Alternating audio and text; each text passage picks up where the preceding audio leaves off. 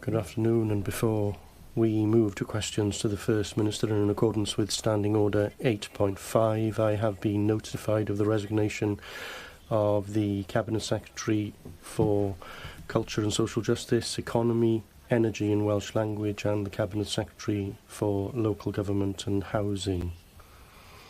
All three have resigned from government. I have agreed that the First Minister will make a brief personal statement as the first item of business this afternoon. Difficult day for many individuals, their family and their colleagues, and I would ask all members to bear this in mind during this afternoon's proceedings so that we conduct our business thoughtfully and respectfully. Datganiad personol gan Vaughan. Personal statement from Vaughan Gething. Diolch Llywydd. I have this morning taken the difficult decision to begin the process of stepping down as the leader of Welsh Labour and, as a result, First Minister of Wales. Having been elected as the leader of my party in March this year, I had hoped that over the summer, a period of reflection, rebuilding and renewal could take place under my leadership. I recognise now that that is not possible. It has been an extraordinary honour to do this job even for a few short months. To see the dedication to public service from our civil servants and the dedication to civility from the Welsh public.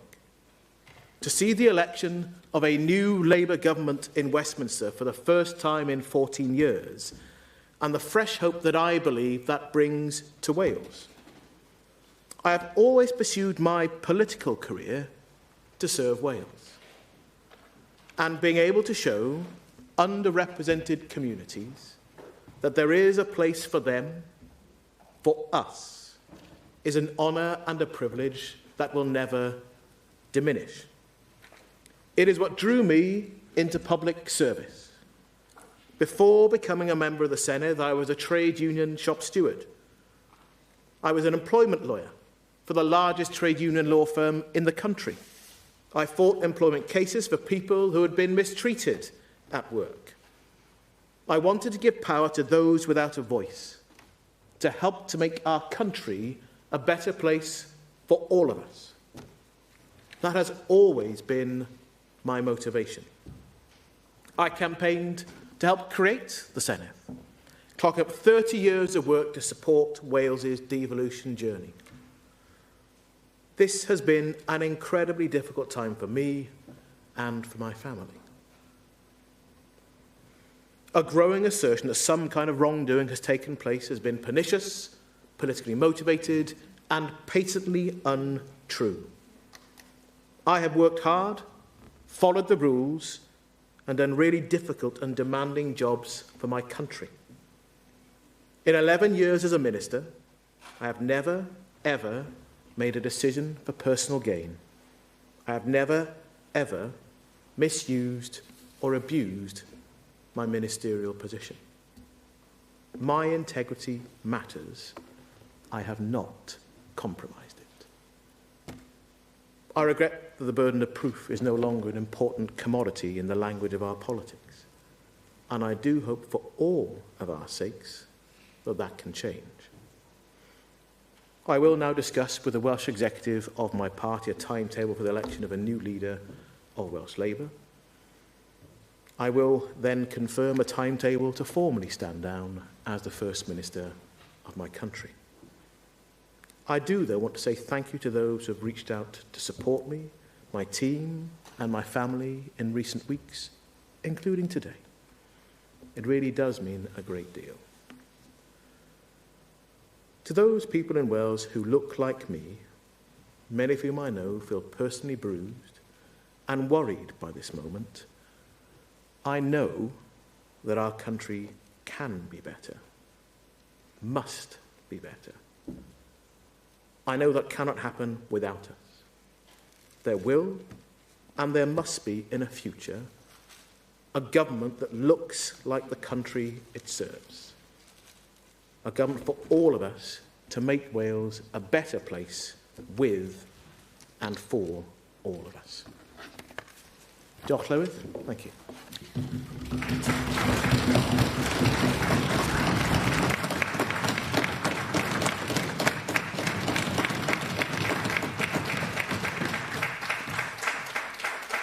Diolch yn fawr. Thank you, First Minister, for that statement.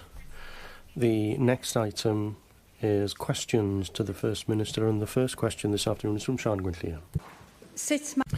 How does the government intend to tackle the housing crisis in Wales?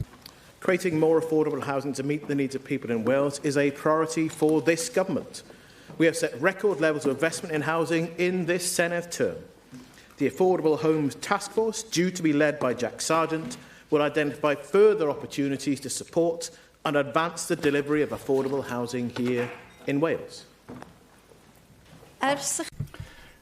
For a few hours now, your government doesn't have a Cabinet Secretary with responsibility for housing, and you will be standing down too. On a personal level, I wish you well. But the chaos in the Labour Party over the past 2 months is unforgivable. It has meant a necessary delay to the work of the government, including the delaying of the publication of the White Paper to discuss making it right to for everyone to have a roof over their heads, a vital part of tackling the housing crisis. Will the White Paper see the light of day? The internal chaos of the Labour Party has meant that there has been no focus on delivering change to improve the lives of the people of Wales across every field of endeavour. This isn't the way to govern, and the people of Wales have lost all faith in the ability of Labour to govern. Well, obviously I don't share the member's view. I recognise there's lots of politics that goes on in this chamber and outside it. Actually, despite all the noise in this place, we have got on with doing our job in these last 3.5 months. We have carried on with the plans that we have made before. I've recommitted to them in the legislative programme. I've made clear where we are with our budget allocations. We have allocated £1.4 billion so far this Senedd term to support social housing. We know there is more for us to do. In fact, we didn't just protect the social housing budget, we awarded an additional £61 million on top of the original £300 million budget for the social housing grant. I believe that there is a future for people in Wales where we have to make sure people really do have a place to call home. That's why we continue to invest in social housing. It's why also I spoke about the Affordable Homes Task Force, to understand what we can practically do to deliver homes for people here in Wales. That work will continue. I am confident and positive about what my party can do in government and go before the people of Wales in 2026. I look forward to my party choosing from each of our members in a one-member, one-vote contest to decide who that person will be, but I will carry on doing my duty for my country until such time as a new person is elected to take my place. Mark Isherwood. Finance Committee, the Finance Committee now has found that for young people, particularly in rural areas, to be able to live and work in their communities, greater priority needed to be given to creating sustainable jobs and building affordable housing.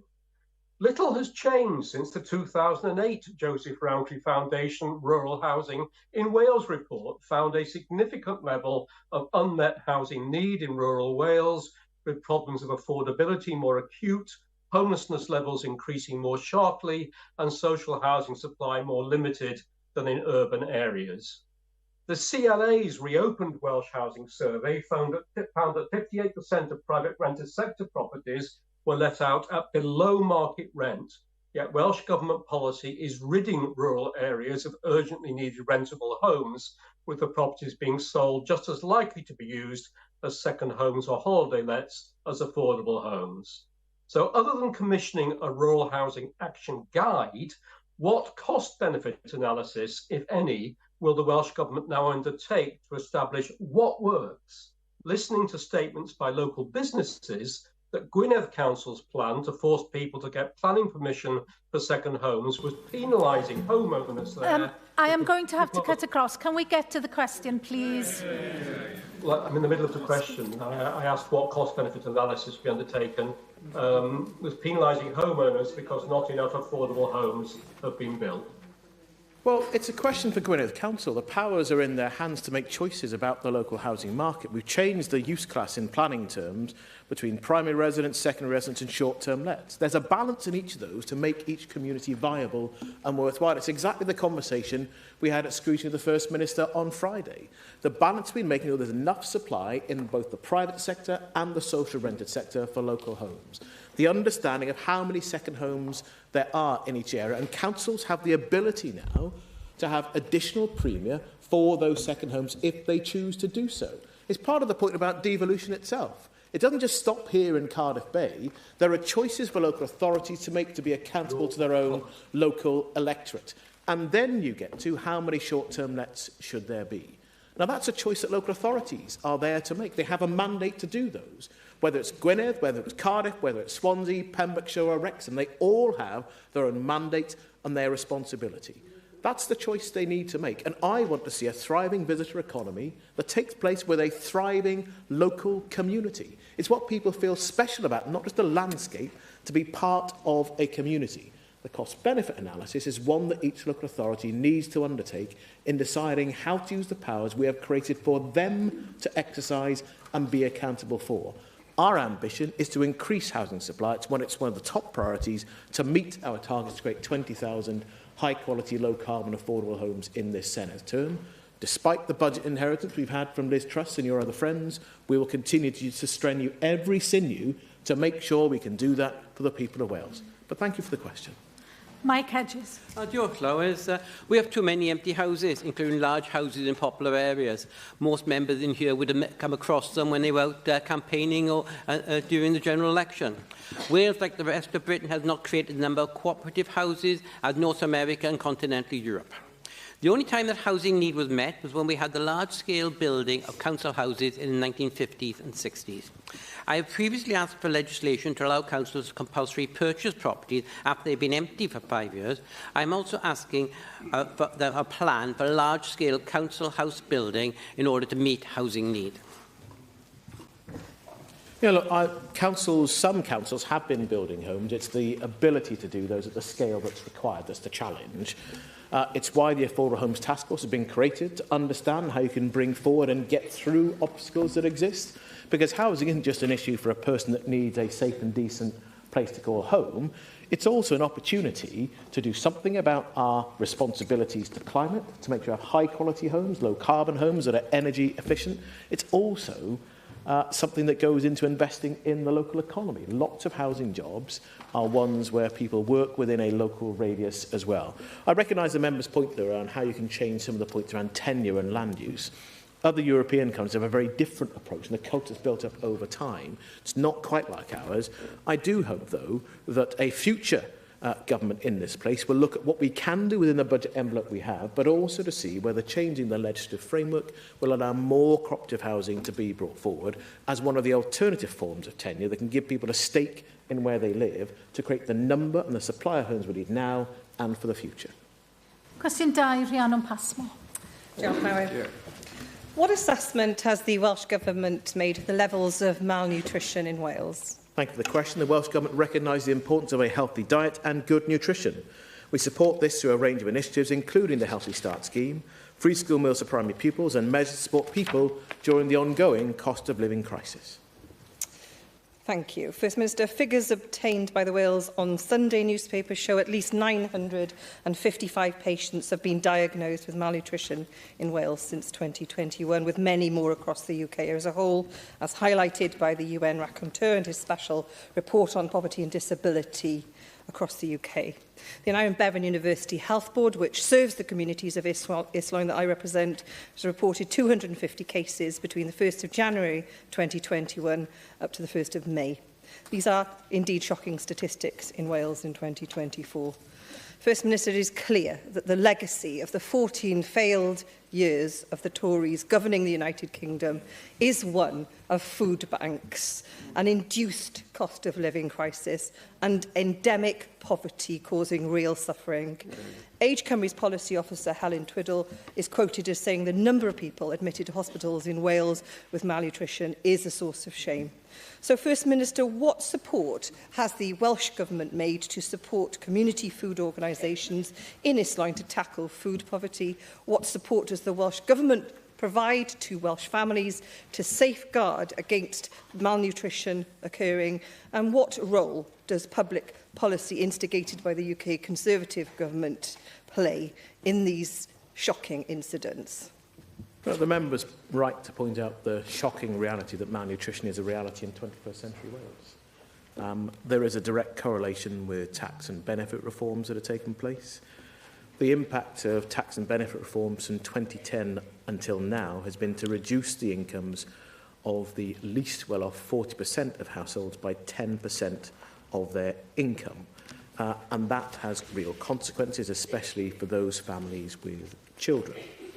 We don't just continue to try to promote the healthy choice to make it the easy choice for food. We have a range of things we've done, especially for families with children. I'm very proud of the free school meals policy that we've introduced and the budgets we have voted for to make that happen. What that means for the 20 million free school meals that have been delivered and the work we continue to do on the Healthy Start programme to ensure that people actually have access to high quality food and nutrition. The challenge will go on, though, as long as we continue to live through a cost of living crisis, as long as we have a tax and benefits that help to raise children out of poverty, then I'm afraid the shocking reality of people living with malnutrition in Wales is likely to continue. I am optimistic, though, with the current UK government and a proper partnership, we will be able to address the genuine evil of malnutrition in 21st century Wales. James Evans. Diolch, Lawrence. And First Minister, I'd like to wish you and your family all the very best for the future. While severe malnutrition is very rare across Wales, overweight and obesity rates amongst our children are some of the highest across any of the developed world. A lot of children are starting as overweight when they get to school, and that's something that should concern every single one of us, because that is a huge future strain on our health service. So, First Minister, could you outline today what steps the Welsh Government is doing to tackle obesity rates in our young people, to make sure that this can actually be seen as a prevention before people get to obese stages, to actually make sure they're fit and healthy going into schools, because obesity is going to be one of the biggest crises facing our NHS in the future? Well, there are two things there. The first is just in terms of the data that the Child Measurement Programme provides for us. It actually shows that since the pandemic, we have slightly fewer children who are obese or overweight. The challenge, though, is that actually it's more than 10%. So it's actually a significant proportion of our population. It's why the Cabinet Secretary for Health has actually made tackling the obesity crisis that we face a key priority for her. It's not about adults, it is about children as well. It's about understanding how, the point that I made earlier in response to Rhiannon Passmore, how you make the healthy choice an easier choice, what that means for diet, what it means for food and drink, what it means for exercise, and how you understand how you make choices. And it, for me, goes into the heart of, this is one of the things you can get right in the first 1,000 days in a child's life. Not all of the challenges are resolved on 1,001 days, but getting the pattern right for that child's life, how you support that family to understand all the strengths they have, and the importance of the choices that you make as a parent, I think can and will make a real difference, as well as supporting people to make healthier choices, to access the support they need to try to do something about their own weight, not because it's the right thing for the government or the NHS, because it's the right thing for them and their family in a way that is generally supportive. We've never managed to do that successfully, and it's why I am very supportive of the approach being taken by the Cabinet Secretary for Health to recognise this as a challenge that has to be confronted and addressed across the whole country, and it's one for the whole government and indeed whole society as well. Sioned Williams. Diolch, Llywydd. Children are going hungry because in 66.2% of UK constituents there are over 1 in 4 children living in poverty. In Wales it's 84.4%. The First Minister pointed to benefit reforms as having a role in this, and data released last week by the Department for Work and Pensions showed 1.6 million children now live in households hit by the 2-child benefit cap. A report last month by Loughborough University showed more than 65,000 children in Wales are affected directly by this policy. A coalition of 120 organisations have called for this immoral policy to be scrapped as it creates and entrenches child poverty, putting enormous pressure on public services and making it harder for children to fulfil their potential. So do you agree that the new UK Labour government should scrap the two-child limit if they're to make any progress in tackling child poverty? And please don't say there's no money. When the UK is one of the richest nations in the world, extra money has been found for weapons, and the cost of getting rid of the cap is nothing compared to the cost of keeping it. I'm very proud of the record of the previous Labour government that I knocked doors for, campaigned for and saw come in 1997. That government lifted hundreds of thousands of children out of poverty by deliberate choices. Over 500,000 children were lifted out of poverty. And in the manifesto that has seen 27 out of 32 Welsh Labour MPs returned here in Wales, there is a commitment to reviewing the benefit system and a commitment to lifting children out of poverty again. Because we recognise it'll take a whole government approach to resolving that. Yes, to reform benefits, but also to do something about making work pay. That's why having economic stability is so important, to understand how you grow the economy for more people to be able to make their own choice, to be able to feed and clothe their family properly. I am proud of the manifesto that Welsh Labour MPs were elected on. And as I've said repeatedly, if that manifesto is delivered, it will make a real difference to the economy and to public services, and it will see hundreds of thousands of children lifted out of poverty again, in line with the manifesto commitment that the people of Wales supported at the last election. Questions now from the party leaders. Leader of the Welsh Conservatives, Andrew Davies. Presiding officer, First Minister, in 17 years that I've been in this institution, I don't think you and I have ever shared a lift. This morning, the doors opened and you were standing there. I stretched out my hand to shake your hand and wish you all the best for the future. Sadly, you declined that hand. I do, as I stand here, wish you and your family all the very best, because ultimately, I don't underestimate what has gone on over the last couple of weeks and months. But could I ask this question of you today?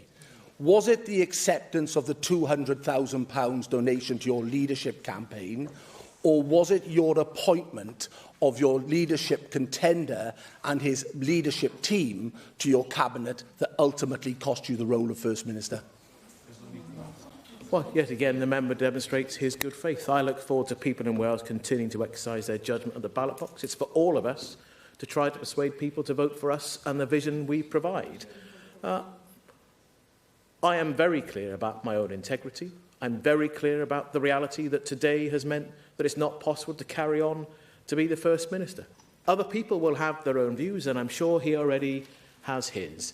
I look forward, though, to seeing not just the rejection of the Conservatives in the general election, the election of 27 of 32 MPs from Wales being Welsh Labour MPs, and what a new First Minister will do with their mandate to lead Wales and to generally, as I said at the start of this session, to make Wales a better country with and for all of us. The important thing here, First Minister, is to understand, are the Labour group in this Senedd so riven that you are unable to complete that mandate? So in your assessment, you have indicated that you believe that the Labour group can gather around a successor to you. Is that your assessment on the events that have been undertaken over the last couple of weeks and months, that the Labour group can get to 2026 with a government here in the Senedd led by a new First Minister? Of course we can. And whatever happens in the leadership contest to come, people of Wales, the people of Wales will decide who comes to this place in an expanded Senedd, and then it will be for everyone who is elected here to make choices about how the government of Wales functions to make a difference with and for the people it is our privilege to serve. As I say, I'm proud of my record and all the things I have done before coming here and since coming here in 11 years as being a minister. I'm sad that today sees the start of that process coming to an end, but I remain full of optimism about what this place can do and about what Welsh Labour leadership can provide to my country and all the people who are proud to call Wales their home. The key thing for people from the outside, the voters, is that they can have confidence that Wales can be governed going forward and delivering on the priorities that people have sent us here to deliver on. Waiting times, education, the economy, the environment. Those are what people want to see the politicians deliver on. I, as I said in my opening remarks, wish you all the very best going forward, First Minister. But it is vital now that this uncertainty is clarified and the clear timetable is put in place so voters can understand that politics is continuing here in Wales and the government is continuing to govern. I appreciate you said in your opening remarks that you have requested the Labour General Secretary or Labour Chairwoman or man to put in place those leadership opportunities, election, that someone can come forward to succeed you. Can you elaborate on the timetable that you believe that information will become clear and ultimately how quickly you believe that can be undertaken so that that political leadership here in the Bay can maintain the political role that we are elected to, which is to deliver for the people of Wales? Well, I will continue to be the First Minister until this place chooses a successor and the King appoints the chosen successor that this place will elect. I've been clear that the executive of Welsh Labour, to be correct, will determine not just the rules but the timetable for a contest. That will then set out very clearly what will then happen within our party, and this place will then need to decide whether it wishes to support that person as the leader of the largest group, or otherwise to choose someone else. The government will continue. Decisions will continue to be made. And I think his arguments would have more force if they were rather more genuine.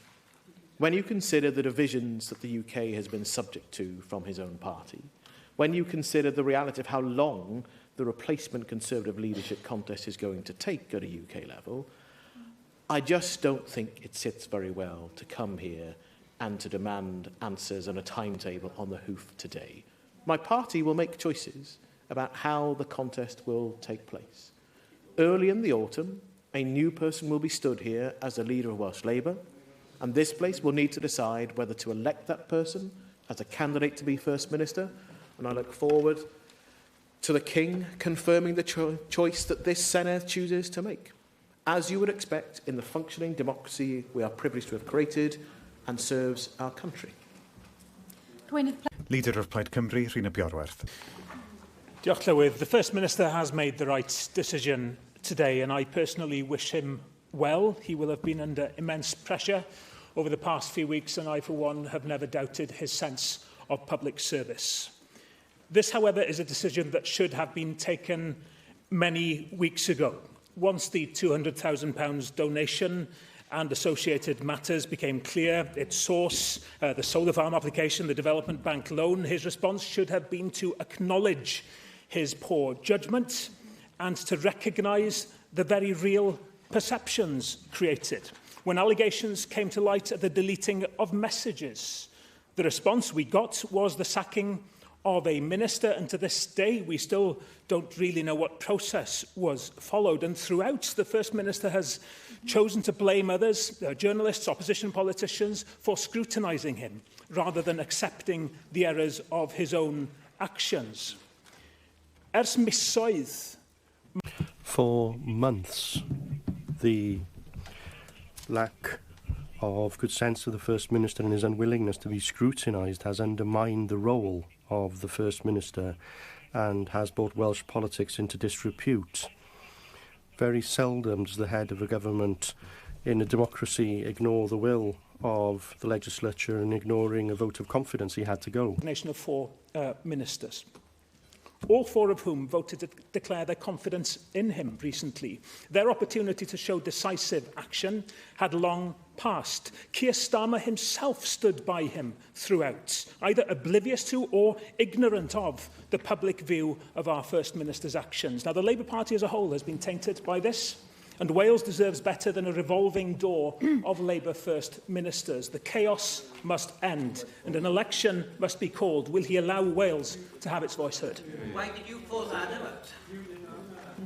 Well, thank you for the speech and the couple of questions. Look, I think when you go through everything that's happened, you can be clear and go back through the points that the member has tried to make again in the smearing that takes place.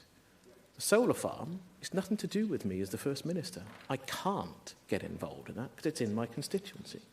I've been clear about that. DBW have been clear that they didn't take any direction from any minister. It would be sinister if the government chose to intervene in favour or otherwise in any of the applications that the Development Bank undertakes.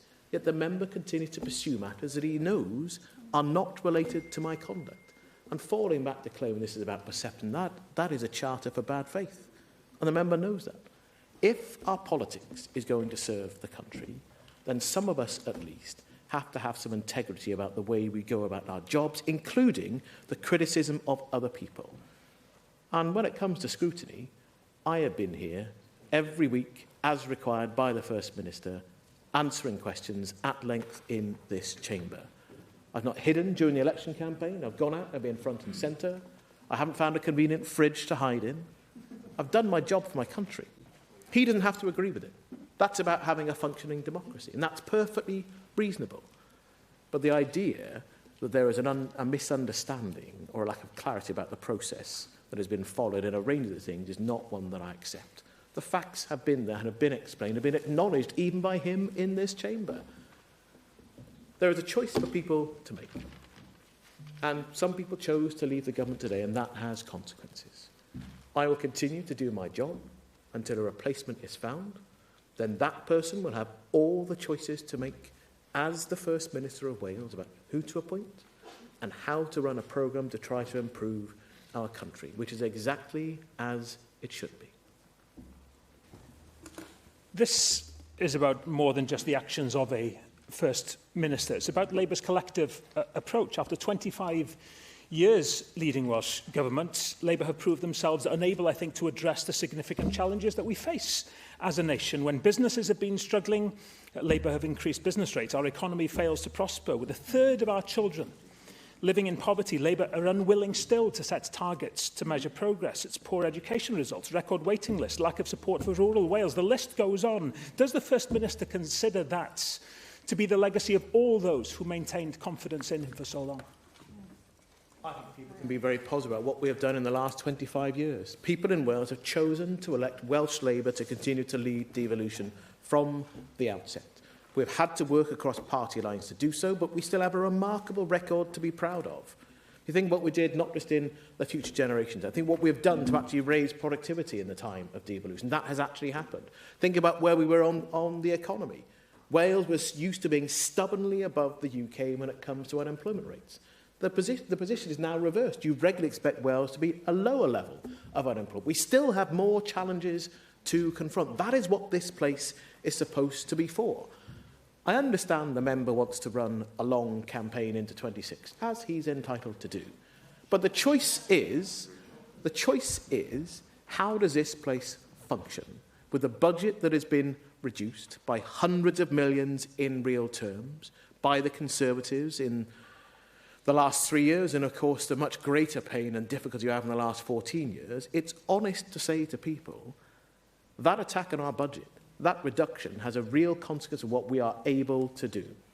And yet still, we have been able to make real progress. There is still more for us to do.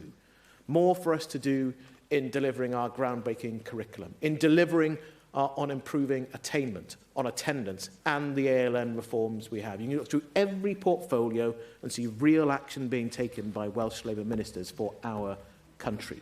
That is what we will go on doing. That is what we will then go to the public to ask them for their verdict at the ballot box. And I'm sure people will judge on whether a free pass should be given to the Tories, what they have done, but also the judgment on what we have done with the powers, the responsibilities, and the means that we have had at our disposal here in Wales. I believe, though, that the Welsh public has judged that government has not been able to operate over the past 3 months because of the scandals around our First Minister. And those past 3 months have been a classic case, I think, of party before country, not rocking the boat here until the UK election was done. We were promised a better deal by having Labour in power at Westminster and in Cardiff Bay. Well, the early signs aren't great. This doesn't feel Like a Welsh Government intent on holding UK Government to account, the relationship has to be one of constructive challenge, not of being in constant lockstep. And we've heard it again today on the issue of the continuation of the two-child benefit cap. There are many differences between the Labour Party and Plaid Cymru. Too often we see Labour diluting our asks and stifling our ambitions. I fear we're already seeing loyalty to Westminster trumping duty to Wales. Now, this difference will be on the ballot paper at the next Senedd election. If the outgoing First Minister is so confident in his approach, why won't he trust the people of Wales to make the call? The member is entitled to say he opposes the UK government that's just been elected across the UK and indeed with the support of 27 out of 32 Welsh MPs. He's entitled to say he disagrees with it and that he wants to have a constant challenge. He's entitled to go out and say you should question the faith that invested in the Partnership for Progress that I believe is available for us. It's a democracy. He's entitled to do that. What I do not accept he's entitled to do, Llywydd, is to question the loyalty of Welsh Labour members in this place or in the UK Parliament to Wales. We have a different vision about how Wales could and should be governed and run, the different opportunities. I am absolutely passionate in my commitment to this country and the people it has been my privilege to serve, whether as an employment lawyer or as a member of this place. And we will put before the public our competing visions for that future. The improvement that I want to see in every community, in the economy, in public services, and how we look at ourselves. The ambition we should have for our country to recognise for all of our challenges. There are many parts of what we do here in Wales that are groundbreaking and internationally recognised. I want that ambition for my country, together with achievement to go alongside it. That is what my party will offer to the people of Wales at the next election, and it will be for them to choose. But do not ever question my loyalty to my country or that to my Welsh Labour colleagues. Question 3, Mabon ap Gwynfor. Thank you, Llywydd. May I also wish the First Minister well and thank him for his years of service. Will the First Minister make a statement on the number of independent sexual violence advisors available in North Wales? The landscape for independent sexual violence advisor funding is complex. Many specialist sector posts are funded by multiple sources, including the Welsh Government's Violence Against Women, Domestic Abuse and Sexual Violence budget, UK Government departments and other funders. The Welsh Government, therefore, does not currently hold comprehensive data on posts. I thank the First Minister for that response. And of course, the statistics on sexual harassment are far too familiar for all of us. 97% of women between 18 and 24 years old experience sexual harassment here in the UK. But the situation in North Wales is even more concerning, with this region having amongst the highest rates of sexual crimes in the whole of the UK. ISFAs do excellent work in providing support for victims of sexual crime, but the truth is that there aren't enough of them available for those who need this core support. So what plans does the Welsh Government have to expand the support for victims, and does the First Minister agree that ISFA provision should be statutory and available in all local authorities? Well, look, I look forward to what we can practically do, and the approach we have in looking at the blueprints that were started by my colleague Jane Hutt during her time in a different role in the government, to see out what we can actually undertake to make a practical difference in an area that is still reserved, but where we are key partners, because many devolved services are part of how you support people. What we actually need to see is a reduction in the level of violence and abuse against women and girls in the first place. That's why I'm very proud that in my party's manifesto we have committed as a first step to halving that level over the next decade. There'll be more we need to do. That is both about what the police and other services do to support people who have been victims of violence and abuse. It is much more so about changing the way our country works.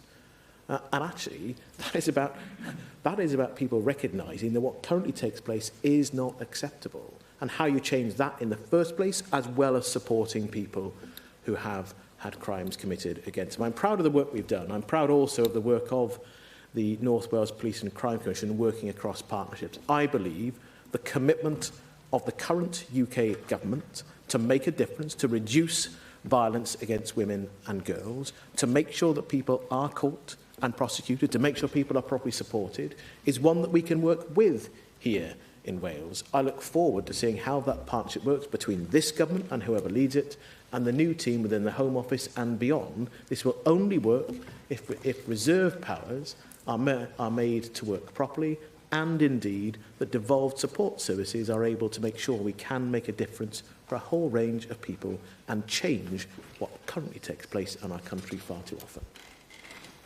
Jonathan Saunders. Flowers. I've got to be honest, it's very disappointing that you're unable to answer fully the question asked by my colleague Mabon. At the end of the day, I think it's imperative that you do know how many of these independent advisors we have available.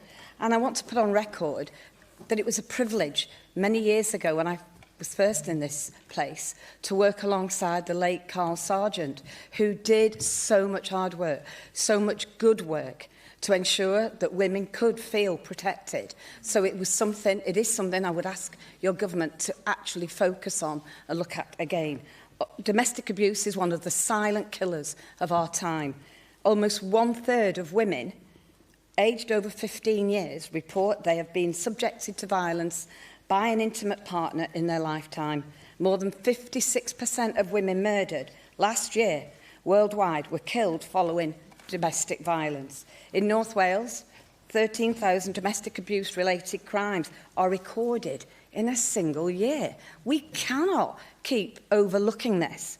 In the last World Cup, in 22, cases of domestic violence involving alcohol saw a 47% rise on days when England won, and an 18% increase on days after an England match.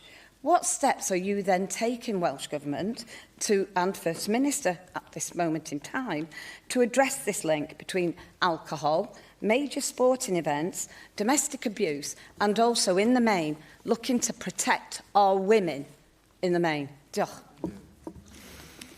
I should have said in response to the first question that the Welsh Government has committed to undertake an exercise. I think it's been written to about this. It's going to ensure that the information we have is robust and accurate, and we'll provide an update once that exercise has been undertaken. So the data will be provided once we understand where that comes from. Look, in terms of the questions asked by the member for Aberconwy, we understand that there is a link between sporting events, alcohol, domestic violence and abuse. And it's a shameful link. It's why, over time, I think governing bodies of major sporting events have got better at asking and trying to be role models and have a clear message about what is not acceptable. The challenge is how you have that whole society change. How people don't just say something, but then mean it and do it. To recognise the impact of their own behaviour and how you support people to recognise they should not have to put up with the behaviour the member describes. Now, I think we have made real steps forward in this institution in wanting to shift that national conversation, make practical support available. We'll only be able to get to where we should be if we're able to work with an effective government across the UK, which has powers and responsibilities in areas that do not wholly rest here. And it's how we get there, not if we get there. And so it's why I'm proud that there's a manifesto commitment of the incoming current government to actually do something to significantly reduce the violence and abuse that women and girls are currently subjected to as a first step before then regathering to understand what comes next. It is more than one thing, and this place I hope will continue to play its part in being part of being on the right side of all of this. Cwestiwn 4, Adam Price. Thank you, Llywydd. Does the First Minister intend to put in place to ensure independent oversight of the Ministerial Code? Paragraph 1.7 of the Ministerial Code sets out how complaints will be investigated. Could I just say at the outset, at a personal level, Vaughan, I realise how difficult a day this will be for you, and how sad a day it will be for those who are close to you and care for you. And I think, as the Llywydd said, whatever our disagreements, whatever our differences, I think at times like this it is important that we all as well show some kindness and empathy. I think one of the lessons for me of the painful last few months is that when trust evaporates, everything else that we're all called into politics to do, the reason that we're all here is we want to make a difference in people's lives, and that becomes impossible in the absence of trust. And I think it's probably to avoid that sort of political paralysis that the Labour government in Westminster is committed to creating an independent ethics commissioner that will have independent oversight of the Ministerial Code, will be able to initiate its own investigations and investigate breaches and publish reports. Do you think if we had a system like that in place here, we could have avoided some of the pain of the last few months, some of the damage done to trust in democracy, and some of the toll that this has had on you and others in this Senedd? Well, I set out not only today, but on a number of occasions, points about my integrity that have simply not been accepted by other people. I don't think changing the Ministerial Code or the way it's investigated would change much about that. That's just about the brutal business of politics and what you can get away with. If you look at what has happened today, when I published a written statement with images about the removal of the former Minister for Social Partnership, it sets out what did happen. It sets out why the evidence is so clear. As I said, that I can be pretty clear that there was a photograph of that member's phone. Now, everything I'd said before then was about trying to avoid all the events of last week that have rolled on and on and on. I've done that in trying to protect other people. And I've been prepared to take flack and criticism for doing that. And that is exactly what has happened. But I expected at some point there'd be a pause to recognise that what I'd said was actually the truth. And that didn't happen. And that's why today I published information that sets out in very simple terms how and why that conclusion was reached. I had wanted not to do that for reasons that go to how you try to protect and look after people. That's the way I behave, and it's the behaviour that matters. The process, you can always look at process improvements, and I wouldn't say that we should say the process is perfect and nothing else can happen. It's part of the reason why the work that the Standards Committee is doing on how we improve processes, not just for ministers, but for each and every one of us as members of the Senedd, is so important. To understand how we have coherence in our system. I think that really matters. But ultimately, it's about behaviour and choices. And yes, judgment. My judgment was that I was doing the right thing in trying to protect other people. That isn't what has happened in the end, because we still ended up reaching the position we are today. Other people need to reflect on what they wish to do in the future and how they exercise their own judgments. And I hope all members take that seriously. Darren Miller. First Minister, there's an inconsistency, isn't there, between a Labour Party that had a clear manifesto commitment to deliver some change at a UK government level in order to prevent any future Prime Minister being the judge, jury and executioner when it comes to investigations around the Ministerial Code by introducing this new Ethics and Integrity Commission. You and others on your benches campaigned for that approach at the recent general election. And yet here you seem to be defending the status quo, which frankly has unfortunately left you in a position where your position has become untenable. It certainly contributed, unfortunately, to the position that you find yourself in today. I heard you make reference to the Committee on Standards of Conduct and the work that it is doing, but that is purely and simply around the conduct of members of this Senedd rather than ministers in your government or any future government. So can I ask you again and appeal to all of the members of the Labour Party, because I don't know who may or may not emerge as the leader of your group in the future, to really consider seriously picking up this. There's not a lot in that Labour manifesto I supported, but one of the things I did support was this approach in relation to the Ethics and Integrity Commission and the role that it can have to play in the future. So would you not reconsider your position that you've just outlined on the basis of the fact that you just campaigned for a very different approach in the general election? If the member had listened to my response to Adam Price, he'd heard that I'm open to improvement. I'm always open to seeing what we could do differently and better. There is yet to be a new system in place across the UK. And when we look at changes that have been made, as I said about standards generally, there are some things that have been changed in Westminster that I don't think we should follow. For example, I think it was positive to have a recall mechanism in the UK Parliament. And that's why the government has been clear about supporting a method for that to happen now and ready for 2026. And we're in the difficult and painful position because of issues that have happened within our Parliament, and they could happen in any party as well.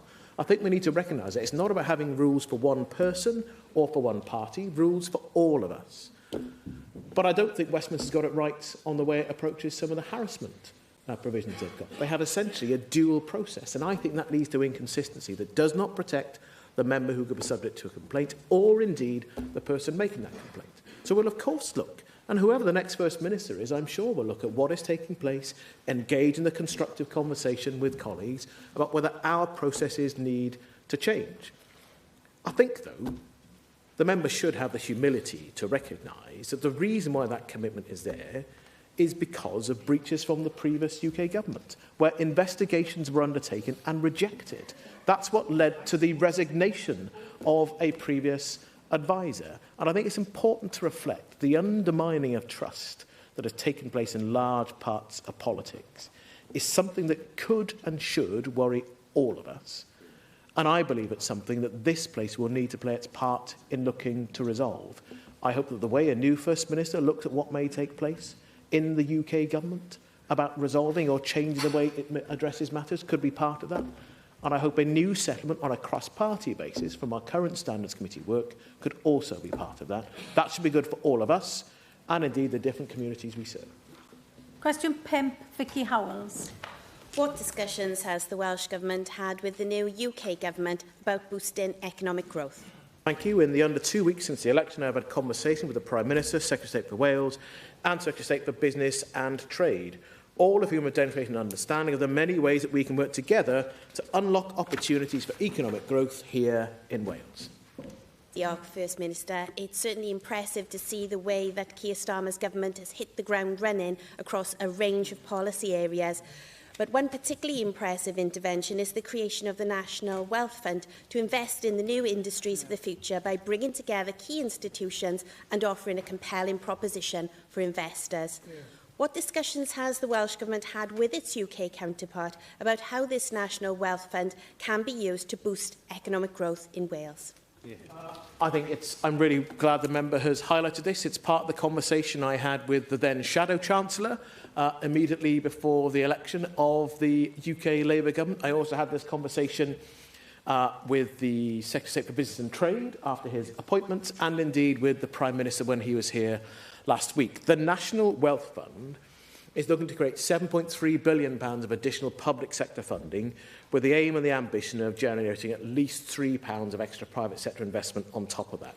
What it should do, though, is significantly increase opportunities here in Wales. Take just one example. The £1.8 billion that is due to be invested in ports. We saw in the last government, when they made choices around a ports investment fund, it was £160 million. So actually, in terms of the scale of the opportunity, it simply didn't match that. But more than that, they actually made a choice to invest in Port Talbot without investing in Milford Haven, which doesn't actually make sense. The two, in terms of the Freeport opportunity and opportunities around the Celtic Sea more generally, there's a partnership between them. So having more to invest and choosing where strategically to invest that should make a real difference for us here in Wales. And that is a sector where there are not just opportunities to do the right thing for the planet, but to do the right thing for the local economy, to get the supply chain right. Good quality jobs here in Wales could and should come from that. Port investment is a key to one of those things to unlock it. So I think when you look through the National Wealth Fund, I think there are real opportunities for Wales, and the way to generate those is to actually have a proper partnership for progress, and that is what I believe this Welsh Labour government should aim to deliver, and then be proud of what we have managed to do to significantly improve economic growth and prospects here in Wales. Question 6, John Griffiths. How is the Welsh Government working with the new UK Government on integrated transport for Newport East? We're gearing up to work in genuine partnership with the new UK Government, building on the productive work of Lord Burns and Lord Henry. Lord Henry, of course, is now a Minister in the UK Government. All of this should help us to improve integrated transport in not just for Newport East, but across South East Wales and beyond. Yes, First Minister, following that decision not to proceed with the M4 relief road around Newport, the Burns Commission set out that vision for a truly integrated transport system for Newport and around, so more and better bus services, rail services, and indeed a better road system. Understandably, given the time that's elapsed since then, many local people are impatient to see change on the scale and of the significance that's required. And that sort of change, the scale of it, will require that partnership between Welsh Government and our new UK Labour Government. So at this stage, it's early days, obviously, First Minister, but can you say something to local people in Newport and indeed the wider South East Wales area, as you mentioned, about how Welsh Government is working with our new UK Labour Government around the Burns Commission proposals and around that scale and nature of investment that we badly need to see? In terms of Newport, and I restrict myself to Newport so I don't transgress into constituency matters myself, there are opportunities for new rail stations in the Newport area. There are also opportunities to improve rapid bus links between Cardiff and Newport, all of which will be required if we are to address the amount of traffic that still and will continue to take place, together with the decision not to construct an M4 relief road. I should make clear that I believe that decision has been made, and I don't think that will be revisited. It's about how we make the Burns Commission report and the delivery unit recommendations actually things we can invest in. Professor Simon Gibson is the independent chair of the delivery unit. The Welsh Government has invested over £10 million to develop proposals to take forward the Burns recommendations. I believe we do now have a window with a new UK Labour Government to actually see co-investment in what that could look like, because, of course, rail infrastructure is not devolved. We'll need to see development in that to deliver against the Burns recommendations, and I believe the Cabinet Secretary for Transport in North Wales will respond to the third report of the delivery unit to set out where we are and the initial conversation we are already having with the UK Labour Government. Question 7, Sam Rowlands. What is the Welsh Government doing to increase the use of artificial intelligence in Welsh health services? Thank you. The Welsh Government has continued to deliver against the digital and data strategy for health and social care. We continue to establish and work collaboratively with the AI Commission. We've adopted guidance on algorithmic transparency and continue to work with partners to enable the safe and ethical use of AI in health and social care. Well, thank you, First Minister. And you'll know the potential benefits of AI are significant in fields like healthcare. And take, for example, the AI system developed by Moorfields Eye Hospital and UCL, which has the potential to identify sight-threatening eye diseases and also predict or identify other health conditions such as heart attacks and stroke. And this system has been made open source and freely available across the world as an example of the NHS at its best, with the potential to be absolutely transformative. And of course, I'm sure you'd agree that Wales should be at the forefront of this as well, not looking to miss out on any opportunities that would better predict, prevent and treat serious health issues. So First Minister, I wonder what conversations you and your government are having to ensure that this cutting-edge innovation comes to Wales and that health AI specialists look at Wales as a place to invest in and build that health service fit for decades to come.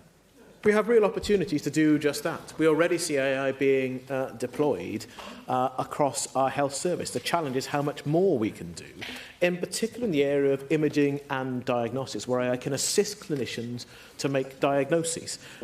It should also help us to deal with how we make the health service more productive, which is a big challenge for us, to have AI alongside clinicians making choices, making better use and more productive use of their time. I'll give the member an example. We have something called Brainomix e-stroke AI that is now available across all health boards. And that is actually helping us to better diagnose what happens before and after a stroke. It is enhancing stroke care already in every health board. It's one of those areas where some of this progress is already being made right across the country, but we don't get the opportunity to talk about it and be proud of it and then see what comes next. actually there is always going to be a challenge in understanding we have evidence-based interventions, and AI changes the field in that. But it is why the process that we go through with Health Technology Wales to understand the evidence base is a strength for us. And other parts of the world already look at Wales as an area where there's a real opportunity, because of the integrated nature of our health boards, to invest more in there. It's a key reason why Pfizer came here and chose to come to Swansea rather than a university site in England, despite the urging of Jeremy Hunt as the Health Secretary at the time. They should go somewhere else. There's more that we can do, and I believe the vision set out by the Cabinet Secretary for Health will help us to do that. And again, more means we can go faster, but more than that, to have a more productive service for the staff who work in it, and of course the people our service cares for. Ac yn ola, cwestiwn 8, Natasha Ashka. Thank you so much, Presiding Officer. What action is the Welsh Government taking to improve recycling rates across South East Wales? We are taking forward a wide range of measures to continue to improve recycling across Wales. These include the introduction of the new workplace recycling laws, alongside the continued work to increase household recycling. Our partnership approach has already seen Wales climb to the second in the world for recycling, within a whisker of first place. I look forward to further improvement on this front with and for Wales. Okay, really nice to hear your enthusiasm there, First Minister. Thank you for that answer. Now, Caerphilly Council in my region of South East Wales has the worst recycling rates in Wales, but they are looking at ways to drive up that figure. Some measures being looked at include 3 or 4 weekly bin collections, a new system for separating recyclables, and closing some of the area's tips. There are also plans to build a new waste management hub. Now, whilst I may not necessarily support all of the proposals, the mooted changes are likely to come with enormous costs. In fact, the bill for the local authorities' waste strategy is expected to come in at around £54 million. The cost of these changes is significantly higher than the £2.7 million fines the authority has hanging over its head from the Welsh Government for not hitting recycling targets previously.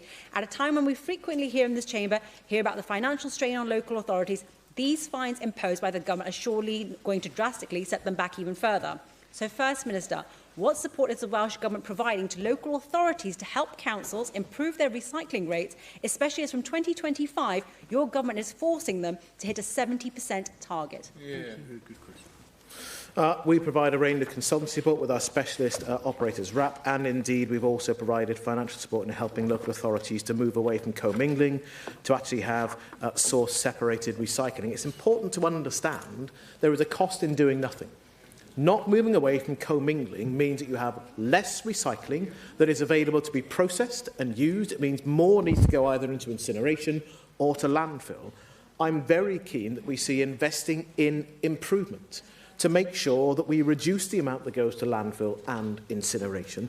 But more than that, to recognise that improving our recycling doesn't just allow us potentially to get to the top of a world league table. It would actually mean we have better quality products to go into recycling with the real economic value that that maintains. And if only the member could look at the evidence and be persuaded by the facts in this, then I believe we could get real support across this chamber. The improvement in recycling is a genuine success story of the last 25 years of devolution. At the start of our devolution journey, 95% of our waste went into landfill. Now it's 1.6%.